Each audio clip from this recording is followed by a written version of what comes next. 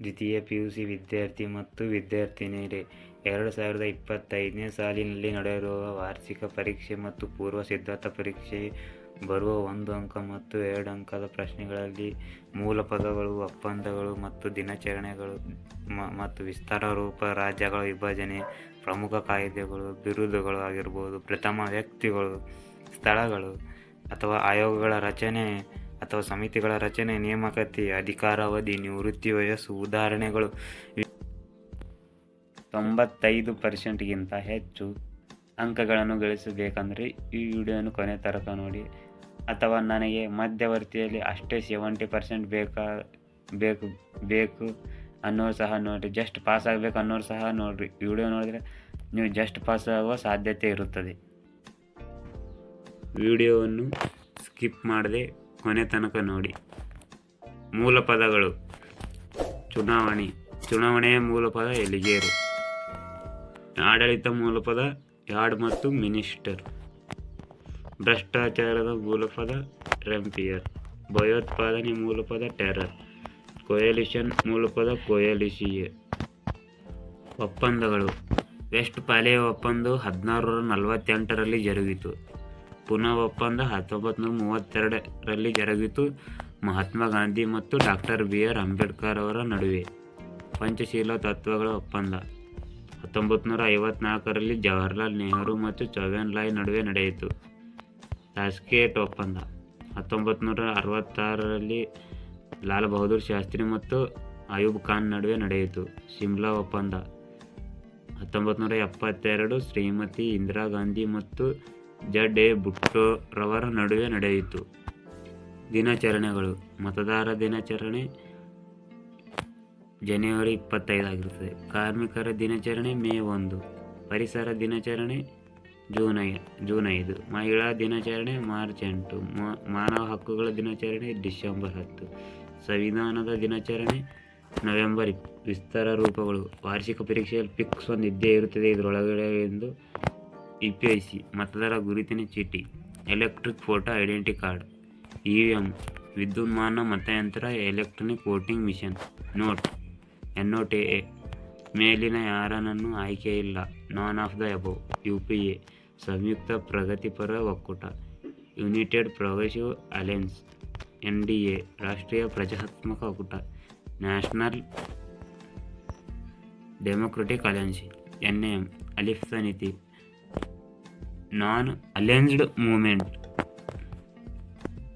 WTO ಅಂತಾರಾಷ್ಟ್ರೀಯ ವ್ಯಾಪಾರ ಸಂಘ. World trade organisation. SAARC ದಕ್ಷಿಣ ಏಷ್ಯಾ ಪ್ರಾದೇಶಿಕ ಸಹಕಾರ ಸಂಘಟನೆ. South Asian association for regional cooperation. ASEAN ಆಗ್ನೇಯ ಏಷ್ಯಾ ರಾಷ್ಟ್ರಗಳ ಸಂಘ. UPSC ಕೇಂದ್ರ ಲೋಕಸೇವಾ ಆಯೋಗ. Union public service communication. KPSC Karnataka ಲೋಕಸೇವಾ ಆಯೋಗ. Karnataka public service commission. UDHR ಸಾರ್ವತ್ರಿಕ ಮಾನವ ಹಕ್ಕುಗಳ ಘೋಷಣೆ. Universal declaration of human rights. CMP ಸಾಮಾನ್ಯ ಕನಿಷ್ಠ ಕಾರ್ಯಕ್ರಮ. Common minimum programme. LPG ಉದಾರೀಕರಣ, ಖಾಸಗೀಕರಣ ಮತ್ತು ಜಾಗತೀಕರಣ. Liberalisation, privatisation and globalisation. IPKF ಭಾರತೀಯ ಶಾಂತಿ ಪಾಲನಾ ಪಡೆ. India peacekeeping force. IMF ಅಂತಾರಾಷ್ಟ್ರೀಯ ಹಣಕಾಸು ಸಂಸ್ಥೆ. International monetary fund. ರಾಜ್ಯಗಳ ವಿಭಜನೆ. ಬಾಂಬೆ ಮತ್ತು ಗುಜರಾತ್ 1966ರಲ್ಲಿ ವಿಭಜನೆ ಆಯಿತು. ಪಂಜಾಬಲ್ಲಿ 2 ರಾಜ್ಯಗಳನ್ನಾಗಿ 1966ರಲ್ಲಿ ಪಂಜಾಬ್ ಮತ್ತು ಹರಿಯಾಣಗಳ 2 ರಾಜ್ಯಗಳನ್ನಾಗಿ ವಿಭಜನೆ ಮಾಡಿತು. ಆಂಧ್ರ ಪ್ರದೇಶ ಮತ್ತು ತೆಲಂಗಾಣ 2014ರಲ್ಲಿ ವಿಭಜನೆ ಮಾಡಿದರು. ಜಮ್ಮು ಮತ್ತು ಕಾಶ್ಮೀರ ಮತ್ತು ಲಡಾಖ್ ಕೇಂದ್ರಾಡಳಿತ ಪ್ರದೇಶಗಳು 2019ರಲ್ಲಿ ಪ್ರಮುಖ ಕಾಯ್ದೆಗಳು.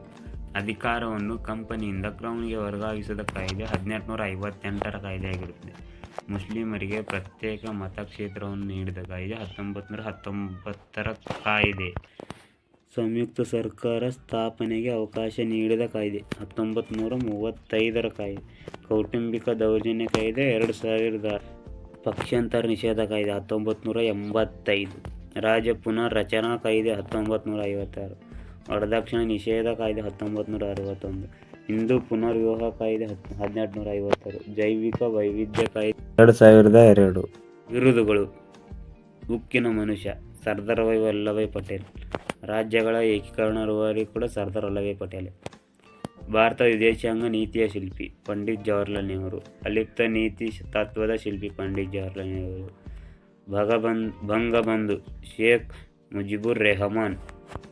ಪ್ರಥಮ ವ್ಯಕ್ತಿಗಳು: ಭಾರತದ ಚುನಾವಣಾ ಆಯೋಗದ ಪ್ರಥಮ ಮುಖ್ಯ ಆಯುಕ್ತರು ಸುಕುಮಾರ್ ಸೇನ್. ಪ್ರಥಮ ಲೋಕಸಭಾ ಸ್ಪೀಕರ್ ಜಿ. ಮಾವಳ್ಕರ್. ಭಾರತದ ಪ್ರಥಮ ಮಹಿಳಾ ಶಿಕ್ಷಕಿ ಸಾವಿತ್ರಿಬಾಯಿ ಫುಲೆ. ನಾಸಿಕ್ ಕಲಾರಾಮ್ ದೇವಾಲಯವನ್ನು ಮೊದಲು ಪ್ರತಿಷ್ಠಿಸಿದ ದಲಿತ ನಾಯಕ ಡಾಕ್ಟರ್ ಬಿ. ಆರ್. ಅಂಬೇಡ್ಕರ್.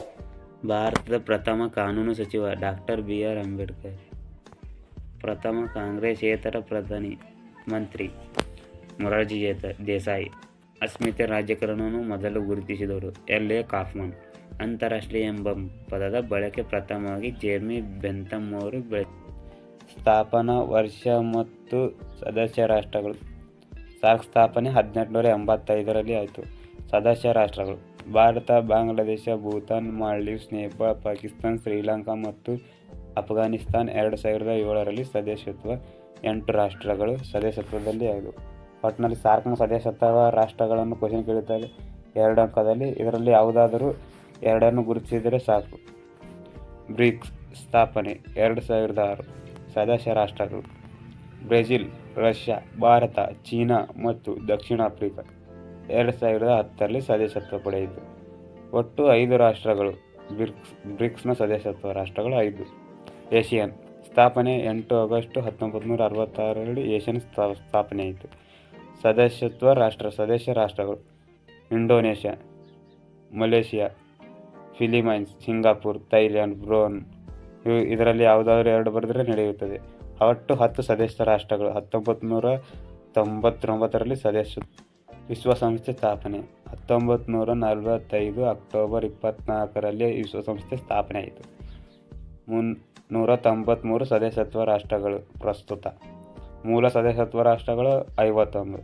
ಭದ್ರತಾ ಮಂಡಳಿಯ ಸದಸ್ಯ ರಾಷ್ಟ್ರಗಳು ಫ್ರಾನ್ಸ್, ಅಮೆರಿಕ, ಚೈನಾ, ಇಂಗ್ಲೆಂಡ್ ಮತ್ತು ರಷ್ಯಾ. ಒಟ್ಟು 5 ರಾಷ್ಟ್ರಗಳು ಮೂಲ ಭದ್ರತಾ ಮಂಡಳಿ ಸದಸ್ಯತ್ವ ರಾಷ್ಟ್ರಗಳಾಗಿರುತ್ತವೆ. ಸ್ಥಳಗಳು: ಲಾಲ್ ಬಹದ್ದೂರ್ ಶಾಸ್ತ್ರಿ ಅಕಾಡೆಮಿಯಲ್ಲಿದೆ, ಮಸೂರಿ. ಸರ್ದಾರ್ ವಲ್ಲಭಾಯ್ ಪಟೇಲ್ ಅಕಾಡೆಮಿ, ಹೈದರಾಬಾದಿನಲ್ಲಿದೆ. ವಿಶ್ವಸಂಸ್ಥೆಯ ಪ್ರಧಾನ ಕಚೇರಿ ನ್ಯೂಯಾರ್ಕ್ನಲ್ಲಿದೆ. ಅಂತಾರಾಷ್ಟ್ರೀಯ ನ್ಯಾಯಾಲಯ ಎಲ್ಲಿದೆ? ಹೇಗ್. ಸಾಲುಮರದ ತಿಮ್ಮಕ್ಕನವರ ಜಿಲ್ಲೆ ರಾಮನಗರ. ಸಾರ್ಕ್ನ ಪ್ರಧಾನ ಸಚಿವಾಲಯ ಕಠ್ಮಂಡುದಲ್ಲಿದೆ. ಆಯೋಗಗಳ ರಚನೆ: ರಾಜ್ಯಗಳ ಪುನರ್ರಚನಾ ಆಯೋಗ 1953. ಸೈಮನ್ ಆಯೋಗ 1927. ಚುನಾವಣಾ ಆಯೋಗ 1950. ರಾಷ್ಟ್ರೀಯ ಮಾನವ ಹಕ್ಕುಗಳ ಆಯೋಗ NHRC 1994. ರಾಷ್ಟ್ರೀಯ ಮಹಿಳಾ ಆಯೋಗ 1992. ಕರ್ನಾಟಕ ರಾಜ್ಯ ಮಾನವ ಹಕ್ಕುಗಳ ಆಯೋಗ 2005. ಆಡಳಿತ ಸುಧಾರಣಾ ಆಯೋಗ ARC 1966. ರಾಷ್ಟ್ರೀಯ ಹಿಂದುಳಿದ ವರ್ಗಗಳ ಆಯೋಗ 1953 ಇಸ್ವಿಗಳು ಎಲ್ಲವೂ ರಚನೆ.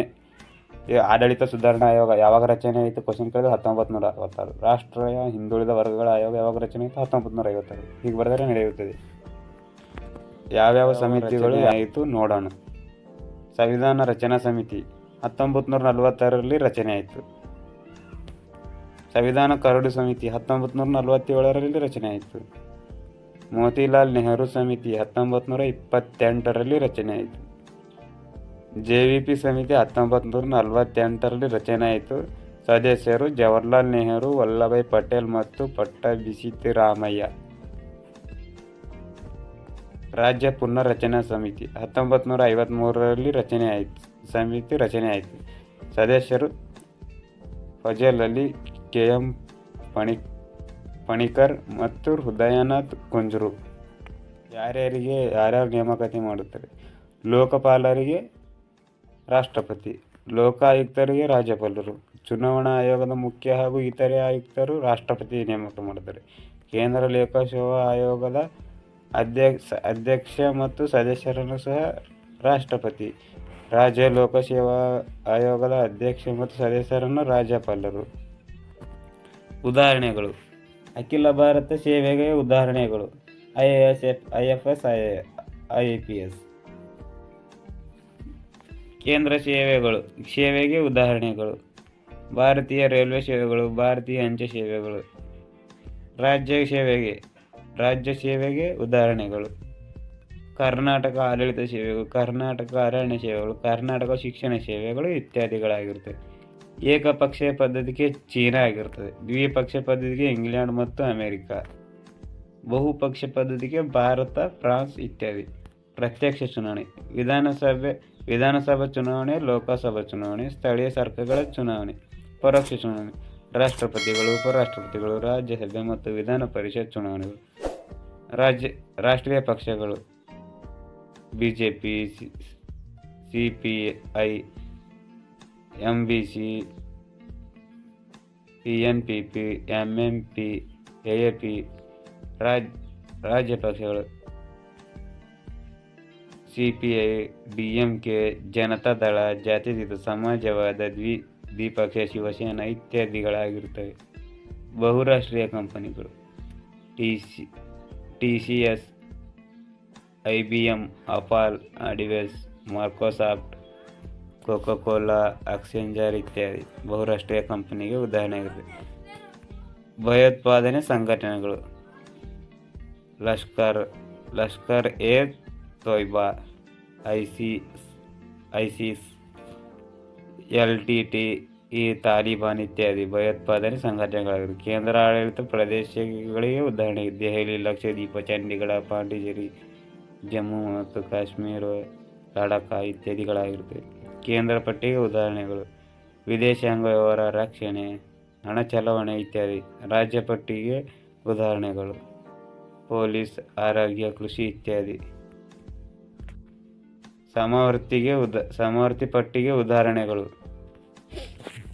ವಿವಾಹ ಮತ್ತು ವಿಚ್ಛೇದನ, ಕಾರ್ಮಿಕರ ಕಲ್ಯಾಣ, ಶಿಕ್ಷಣ, ಸಿವಿಲ್ ಮತ್ತು ಕ್ರಿಮಿನಲ್ ಕಾಯ್ದೆಗಳು ಇತ್ಯಾದಿಗಳು. ಶಕ್ತಿ ಬಣಗಳಿಗೆ ಉದಾಹರಣೆಗಳು: ಅಮೆರಿಕ, ರಷ್ಯಾ. ಸಮ್ಮಿಶ್ರ ಸರ್ಕಾರಕ್ಕೆ ಉದಾಹರಣೆ: ಭಾರತ ಮತ್ತು ಫ್ರಾನ್ಸ್. ಮಿಲಿಟರಿ ಬಣಗಳಿಗೆ ಉದಾಹರಣೆ: ನ್ಯಾಟೋ, ಸೇಟೋ ಇತ್ಯಾದಿ. ಅಧಿಕಾರಯುತ ಆಡಳಿತಗಾರರು: ನಿರಂಕುಶಾಧಿಕಾರಿಗಳು, ಹಿಟ್ಲರ್, ಮುಸೊಲಿನಿ ಮತ್ತು ಮೊಹಮ್ಮದ್ ಗಡಾಫಿ.